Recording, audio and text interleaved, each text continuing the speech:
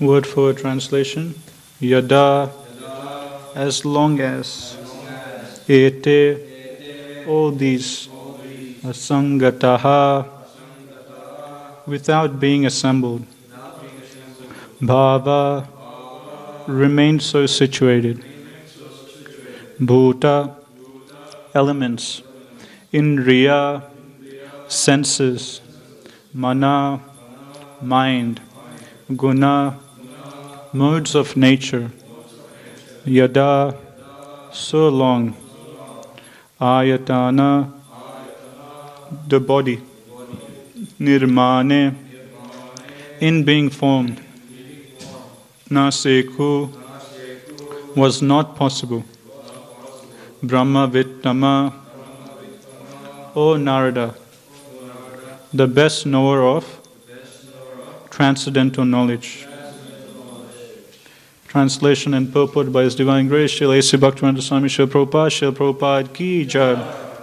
Translation, O Narada, best of the transcendentalists, the form of the body cannot take place as long as these created parts, namely the elements, senses, mind, and modes of nature are not assembled. Purport, the different types of bodily construction of the living entities are exactly like different types of motor cars manufactured by assembling the allied motor parts. When the car is ready, the driver sits in the car and moves it as he desires. This is also confirmed in the Bhagavad Gita 18.61. The living entity is as if seated on the machine of the body, and the car of the body is moving by the control of material nature, just as the railway trains are moving under the direction of the controller. The living entities, however, are not the bodies. They are separate from the cars of the body. But the less intelligent material scientist cannot understand the process of assembling the parts of the body, namely the senses, the mind, and the qualities of the material modes. Every living entity is a spiritual spark, part and parcel of the Supreme Being. And by the kindness of the Lord, for the Father is kind to His sons, the individual living beings are given a little freedom to act according to their will, to lord it over the material nature. Just as the father gives some playthings to the crying child to satisfy him, the whole material creation is made possible by the will of the Lord, to allow the bewildered living entities to lord it over things as they desire, although under the control of the agent of the Lord. The living entities are exactly like small children, playing the material field under the control of the maidservant of the Lord, nature. They accept the Maya or the maidservant as all in all, and thus wrongly conceive the supreme truth to be feminine, Goddess Durga. The foolish, childlike materialists cannot reach beyond the conception of the maidservant, material nature, but the intelligent grown-up sons of the Lord know well that all the acts of material nature are controlled by the Lord, just as a maidservant is under the control of the master, the father of the undeveloped children. The parts of the body, such as the senses, are the creation of the Mahatattva, and when they are assembled by the will of the Lord, the material body comes into existence, and the living entity is allowed to use it for further activities. This is explained as follows. Om Jnanatimrandasya Jnananjana Salakaya Chaksurmanitam Yena Tasmai Shri Guruve Namaha. Jai Shri Krishna Chaitanya Prabhu Nityananda Shri Advaita Gadadhara Shivasadi Gaura Bhakta Rinda. Hare Krishna Krishna Krishna Hare Hare Hare Rama Rama Rama Hare Hare.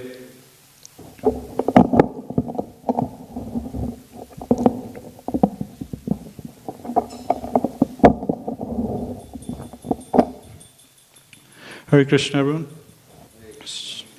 So we're continuing on with the 5th chapter of 2nd canto, titled The Cause of All Causes. Lord Brahma is talking to Narad Muni. Narad Muni has approached his father, Lord Brahma, and has asked questions that, I thought that you were the Supreme Lord, but at the same time, I am seeing that you're doing tapasya, which means that maybe there's someone higher than you. So can you please elaborate on this? And Narad Muni asked a series of questions. And one of the questions Narad Muni has asked is, how is this whole material manifestation created? And in this week, in the last couple of verses, we saw Lord Brahma answering that particular question, Narad Muni, that how is this material universe created? And today, in Prabhupada's purport, Prabhupada gives a nice example of a motor car factory. Just like a motor car factory, let's say for Ford, for example, first of all, the factory will create different parts or different elements that will go into the car. So they'll have different types of engines, different types of car doors, seats, seat belts, different types of wheels. So there'll be a whole array of different automobile parts assembled in the factory. Then the workers in the factory will use these different parts in different ways to create different types of cars. The Ford factory will produce a normal two-wheel drive Ford car, a different type of model, and they'll produce a four-wheel drive Ute, Ford sports car. So there'll be different Ford models in the Ford factory, but essentially they're using the same principle. They're using the same wheels, same engines, just assembling them in different ways. In the same way, Prabhupada is saying that in a similar way, this material universe is created. Before the bodies of different living entities are created, so as we know from the Padma Purana, there's 8,400,000 different varieties of life. Before Lord Brahma, he himself uses all the material elements to create the different types of bodies. First, Krishna or Vishnu, he creates all the material ingredients.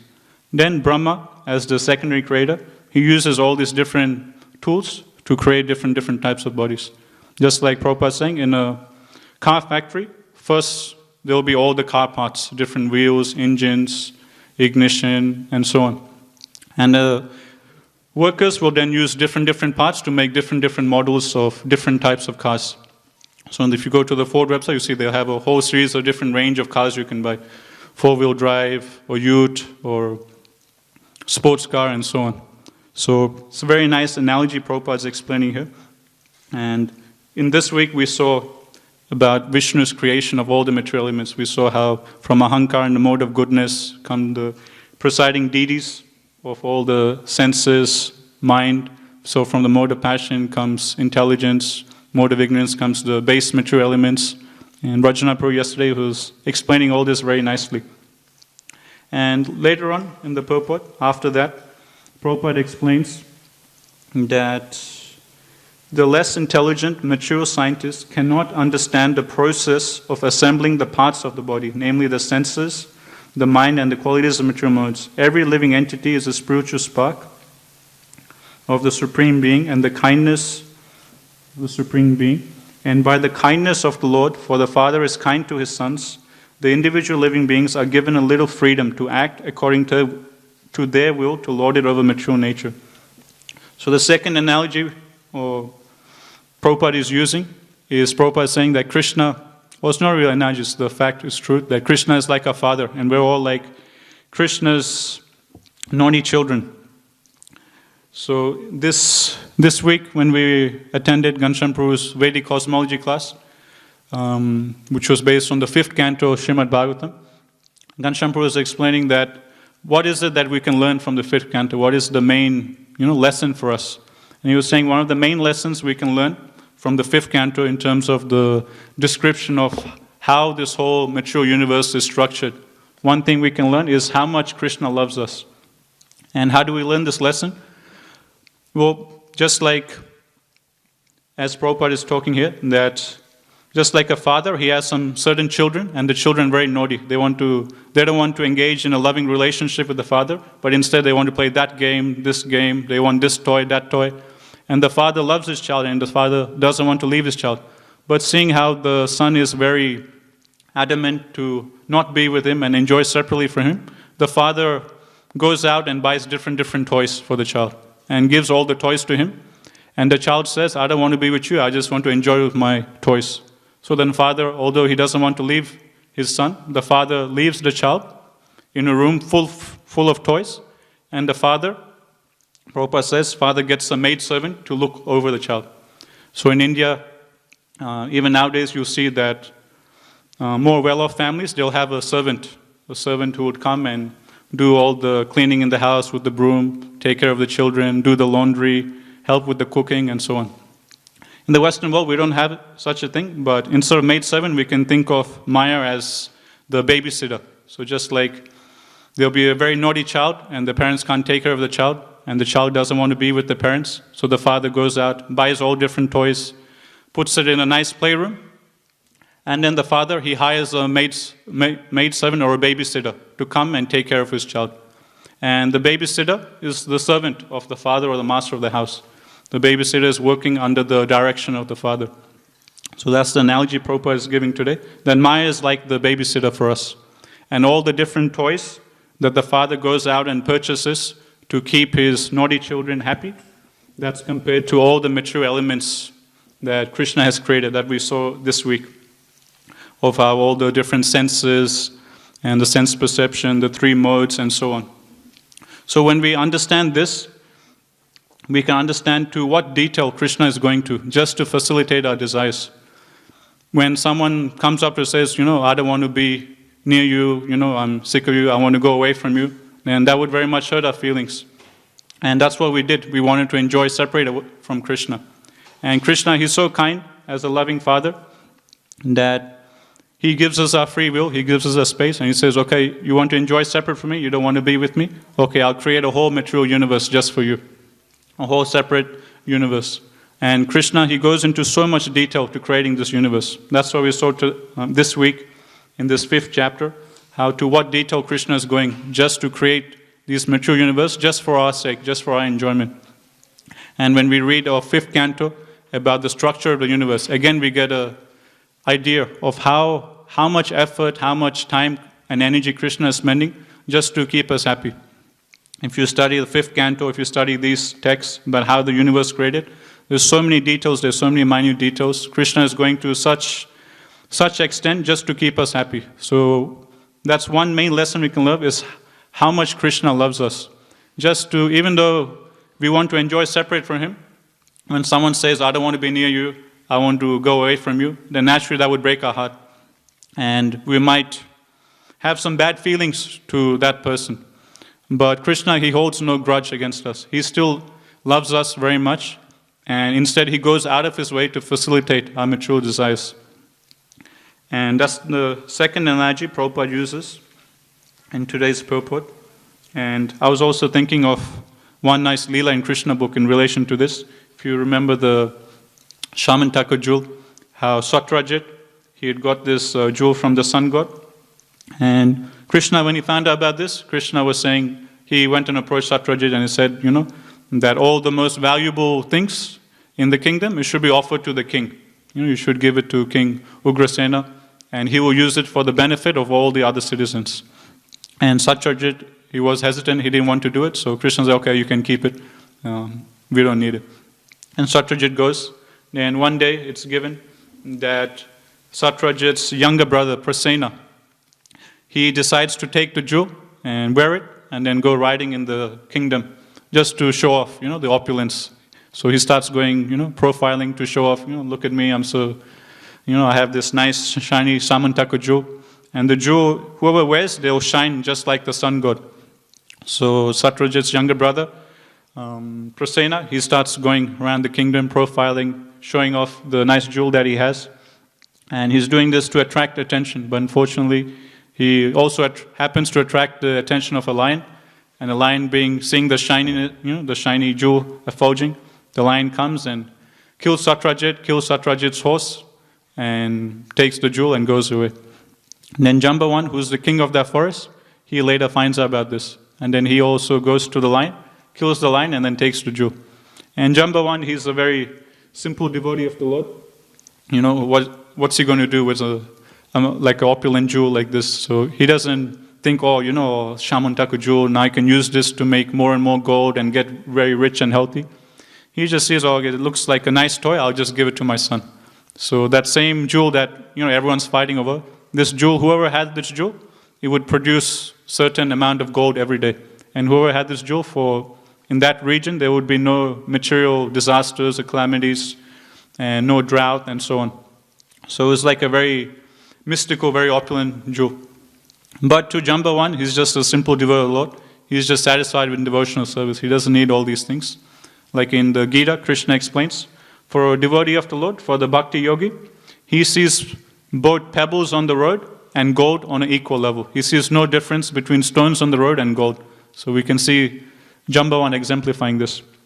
So Jambavan gives the jewel to his son, and then later on, Satrajit, he finds out that his brother had gone off with the jewel, and his brother has gone missing along with the jewel. And Satrajit, he starts thinking that it must be Krishna. Krishna asked me for the jewel before.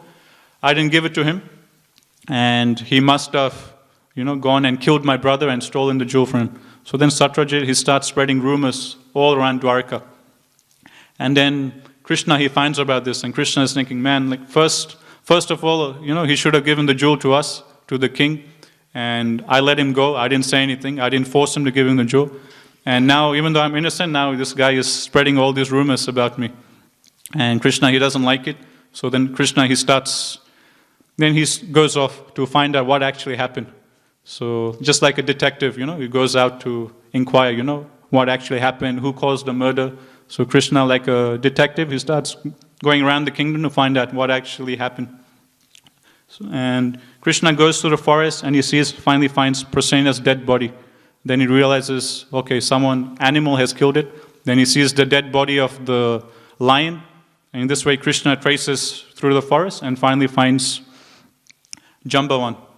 Not Jambavan, he goes to Jambavan's cave, and then he finds this little boy playing with the Shamantaku jewel. And Krishna says, okay, finally I found it. But as soon as he goes close to the child to get the jewel, immediately Jambavan comes. And by Krishna's will, Jambavan, he doesn't recognize that Krishna is actually his own Lord Ram. And Jambavan starts fighting with Krishna. It's mentioned for 28 days and 28 nights, Krishna and Jambavan, they engage in battle, non-stop. Then finally, after 28 days, Jambavan realizes that this Krishna who I'm fighting is none other than Lord Ram. And Prabhupada, in Krishna Book, explains that why is it at the start Jambavan couldn't perceive that Krishna is Lord Ram, and why is it only after 28 days Jambavan could understand that Krishna is none other than Lord Ram? Prabhupada writes, it's because Krishna, he wanted to have a nice battle, and who better to have a fight with than his own devotee? So Jambavan, by fighting with Krishna, he was actually serving Krishna. He was giving Krishna a good fight, and he was pleasing Krishna's senses. So after engaging in devotional service, after 28 days, Krishna was very pleased with his service, and then Krishna revealed his identity. So Prabhupada writes, in the same way, the only way we can see Krishna in actuality, the only way we can perceive Krishna and understand Krishna's glories is by devotional service. Unless we engage in devotional service, we can't see Krishna.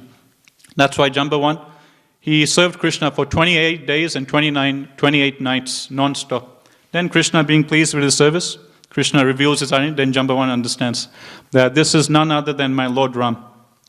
Then Jambavan, he recites some beautiful prayers to Lord Krishna, which is in relation to this, to creation, which I was remembering. So I'll read out Jambavan's prayers to Krishna after he realizes that he is none other than Lord Ram. My dear Lord, you are the creator of the creators of the universal affairs. This statement is very instructive to the ordinary man who is amazed by the activities of a person with an exceptional brain. The ordinary man is surprised to see the inventions of a great scientist. But the statement of Jambavan confirms that although a scientist may be a creator of many wonderful things, Krishna is the creator of the scientist. He is the creator not only of one scientist, but of millions and trillions all over the universe. Jambavan said further, not only are you the creator of creators, but you are also the creator of the material elements which the so-called creators manipulate. Scientists utilize the physical elements or laws of material nature to do something wonderful. But actually, such laws and elements are also the creation of the Lord. This is actual scientific understanding. Less intelligent men do not try to understand who created the brain of the scientists, and they're satisfied simply to see the wonderful creation or the invention of the scientists. So two things Jambavan is saying. Firstly, he is glorifying Krishna, saying that actually you are all these big scientists and creators in the material universe, they're so proud and puffed up, but actually you only created these scientists. You only created these big creators like Lord Brahma and the demigods. And second thing Jambavan is saying, not only are you the creator of all these scientists and the big brains and the intelligence, but also the different elements that these scientists and creators use to produce different products in this universe, you also are the creator of those elements. So in both ways, in terms of the intelligence, which scientists and Lord Brahma and different creators and demigods use to create and do wonderful activities, that brain power, that intelligence comes from you. And secondly, the different instruments and elements they're using to do wonderful things, that's also created by you. So you are the supreme cause of all causes, that's why you're the Supreme Lord. So in this way, very nicely, in just two very short prayers, Jambavan is glorifying Krishna. Another thing I was thinking of how Krishna, he's so kind and merciful, as Prabhupada mentioning, Krishna is the loving father, kind father to his sons. So going back to the analogy of how we're all like naughty children of Krishna, and we want to go away from Krishna. Krishna, I don't want to be with you, I want to enjoy separately, I want this toy, that toy. So then Krishna, he builds a whole factory to produce toys. He creates this whole universe. He first produces different elements and creates different varieties of toys, and he provides us, facilitates us. And then Krishna, he gets Maya to be our babysitter, to stay with us and look over us. And it's not that Krishna just leaves us in the room by ourselves with Maya or the babysitter, and Krishna just goes off and does his own business. No, Krishna is present with us as Paramatma. He doesn't leave us even for a moment, even for a second. So it's not that Krishna is thinking, okay, my son, I tried to do so many nice things to him, give him all facilities, so much love and affection I showed to him. Still my child, my son is rebelling, he doesn't love me, he wants to enjoy separately from me. Okay, you go to this universe and you do whatever you want, and I'll enjoy here separately in Vrindavan. So it's not like Krishna has completely forgotten about us, and he's enjoying peacefully in Goloka Vrindavan. It's not that he's enjoying seeing us suffering. In mature consciousness, if someone has caused you a lot of pain, and that person, if we see them going through a tough time, then we feel happy. This person caused me so much pain, I tried to show him so much love and affection, and instead he gave me so much pain. Then later on in life, when we see that person struggling, we think, okay, there you go, you deserve it. So much, pain you caused to me, even though I showed you so much love and affection, this is karma. Krishna is nicely punishing you for what you did to me. But Krishna's consciousness is not like that. Krishna is not sitting in Goloka Vrindavan with his cowherd mates and, laughing, hey, look at that guy in planet Earth. Can you see him? That tiny little jiva. He's in the body of a hog and he's eating his own stew. Look at that. How funny. So Krishna's not cracking jokes with his cowherd boys, teasing us in the material world. Krishna's not saying, this fool, instead of enjoying sandesh and rasgulla with us in the spiritual world, instead he is going down to planet Earth in the body of a hog and eating stew. Just see how stupid he is. So Krishna's not making fun of us. Krishna's not feeling happy seeing us suffering. He's not cracking jokes with the cowherd boys about how we're suffering this material world. No, Krishna is feeling so much pangs and separation from each and every one of us. And that's why we hear in the Brihad Bhagavatamrita, when Gopakumar, he finally comes back to Goloka Vrindavan, Krishna immediately goes and embraces Gopakumar. And he says, where have you been? For so long I've been waiting for you. You don't know how much I missed you. Where did you go? Why did it take you so long to come back? And then Krishna tells Gopakumar that you don't know how many times I looked in that direction, expecting you to return. For so long I've been waiting for you. So from this we see how much actually Krishna is missing each and every jiva in this material verse. It's not that Krishna, when he understands that these rebellious jivas, they want to enjoy separate from him, then Krishna says, okay, go enjoy, and then Krishna just forgets about us, and Krishna says, okay, go to material world, you suffer, you do your own thing, I don't care about you. No, he's so much concerned, and he's very much missing us as the most kind and loving father. And not only does he create this whole material universe with its elements and different things to facilitate us, but he is personally there, present with us at every moment, although we don't want to be with him. So going back to analogy, there's the rebellious child who doesn't want to be with his father, enjoys separately. So the father creates a whole toy factory, goes through the trouble of starting a new business, creates a whole toy factory, produces different toys, and comes and gives it to his child. And the child has his own separate room with all the toys. And then there's a babysitter watching over the child. That's Maya. But Krishna, he's also personally present there as Paramatma. So you can think of it that there's a, like Mayapur TV, you have a camera in the child's room, and Krishna is sneakily watching over the child, just waiting, when will this child turn his face towards me? So that's Paramatma. The nature of Paramatma is given in Bhagavad Gita. The Paramatma is just the witness. He just sits right next to us all and just watches. Just like someone on Mayapur TV will be watching, seeing what's happening in this room. So similarly, Krishna has given all the toys to the child in the room and is assigned a babysitter to watch over a child, but at the same time, through a video camera, Krishna's at the same time also watching over as Paramatma. Just waiting for that day when the child will turn his face towards him and say, Krishna, I want to come back to you. And Krishna is so patient that, as we read from the Shastras, that we've gone through birth and death millions and billions of times. Just to get this human form of life, we have to go through 8,400,000 different species, 400,000 different species of life. So it's mentioned, since time immemorial, for millions and billions and trillions of years, we've been undergoing birth and death.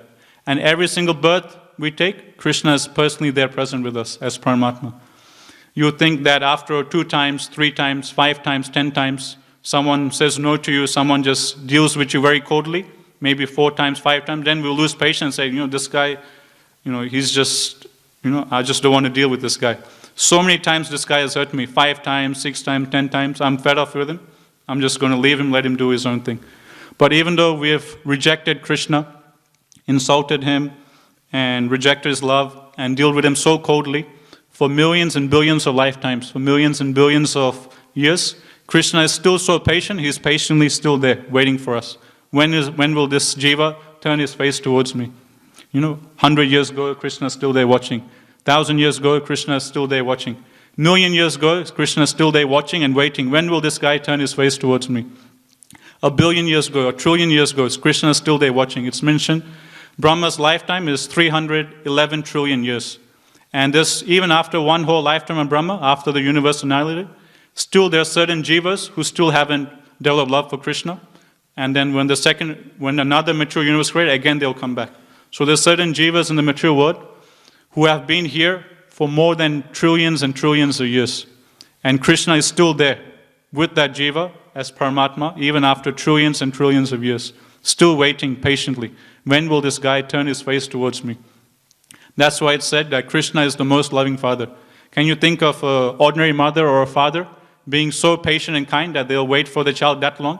After some time, they'll just become fed up. After 10 times or 20 times, or being insulted by the son, or being treated coldly, they'll leave. But Krishna is so patient and so kind that he waits so patiently as Paramatma. Even though we'll deal with him so coldly, he so patiently waits for us. We're just waiting for the day when we turn his face towards him. That's why in the 4th canto of Srimad Bhagavatam, when Dhruva Maharaj's mother tells Dhruva that you should go to the forest and find Vishnu. To inspire Dhruva Maharaj to go find Vishnu, Dhruva Maharaj's mother says that this Vishnu that you find in the forest, his love and affection is equal to that of 1,000,000 mothers.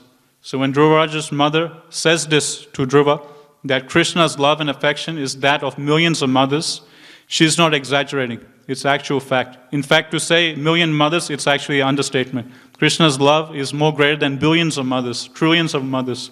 Can you imagine a material, ordinary mother being so patient that they'll wait for their child for 1,000,000,000 years, trillion years, lifetime after lifetime, even though the child is dealing with them very coldly and harshly. But Krishna is that kind, loving father who is so patient and so loving that first of all, he creates this whole material universe to facilitate our desires. And secondly, he personally comes as Paramatma and is personally there with every single jiva. And he personally waits millions and billions of lifetimes, waiting for us, waiting for that day when we'll turn towards him. Okay, it's 8:30, we'll stop here. Gantra Srimad Bhagavatam ki jai, Jaguru Srila Prabhupada ki jai, Jai Gaur